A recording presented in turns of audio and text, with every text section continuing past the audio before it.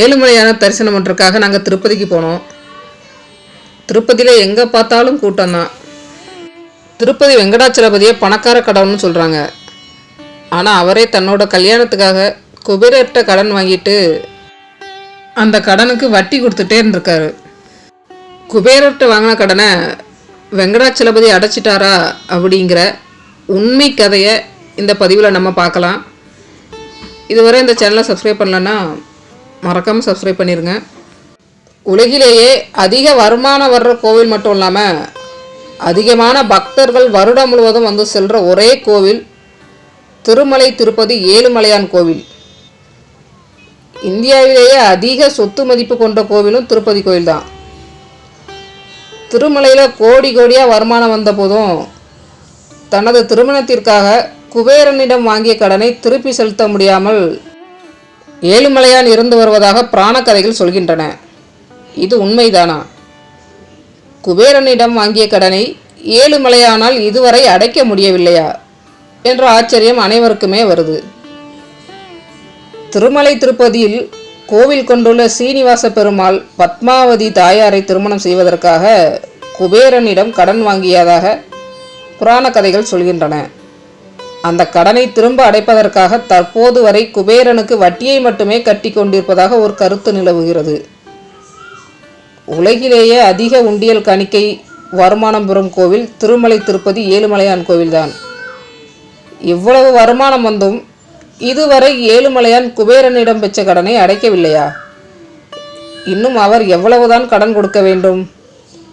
குபேரனிடம் பெற்ற கடனை ஏழுமலையான் அடைத்து முடித்தாரா இல்லையா என்ற கேள்வி அனைவரின் மனதிலேயுமே தோன்றும்.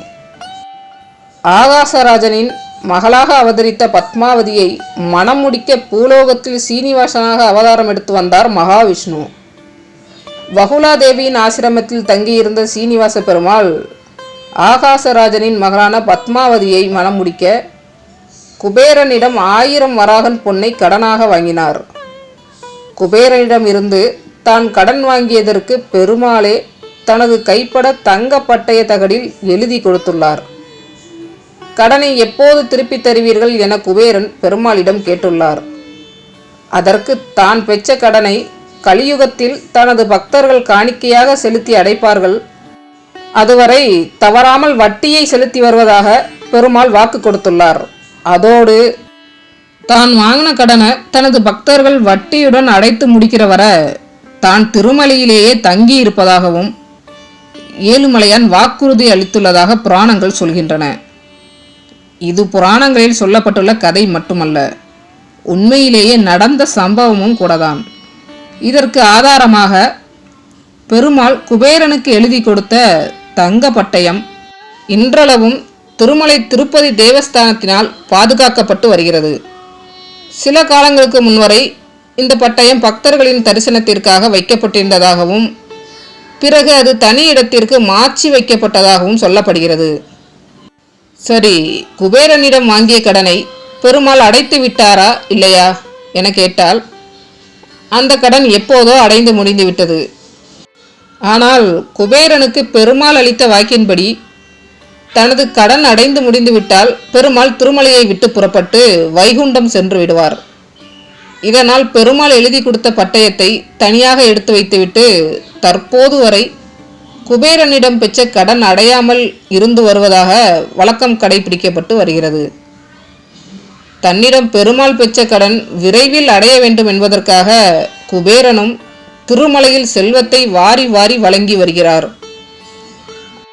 திருமலை திருப்பதி தேவஸ்தானத்தால் இன்றளவும் பாதுகாக்கப்படும் பெருமாள் கைப்பட எழுதிய பட்டயத்தை தேவஸ்தானத்தில் அனுமதி பெற்று பார்க்க முடியும் என விவரம் அறிந்த பெரியவர்கள் பலரும் சொல்லி வருகின்றனர். இந்த தங்க பட்டயத்தை தரிசித்தால் எப்படிப்பட்ட கடன் பிரச்சனையில் சிக்கி தவிப்பவர்களும் விரைவில் கடனை திருப்பி அடைத்து பெரும் பணக்காரர் ஆகும் யோகம் வாய்க்கும் என்றும் சொல்கிறார்கள். ஏழுமலையானோட ஆசீர்வாதம் அனைவருக்கும் கிடைக்கட்டும். இந்த அற்புதமான ஆன்மீக தகவல் உங்களுக்கு பிடிச்சிருந்தால் லைக் பண்ணுங்கள். இதுவரை இந்த சேனலை சப்ஸ்கிரைப் பண்ணலன்னா சப்ஸ்கிரைப் பண்ணுங்கள். நன்றி.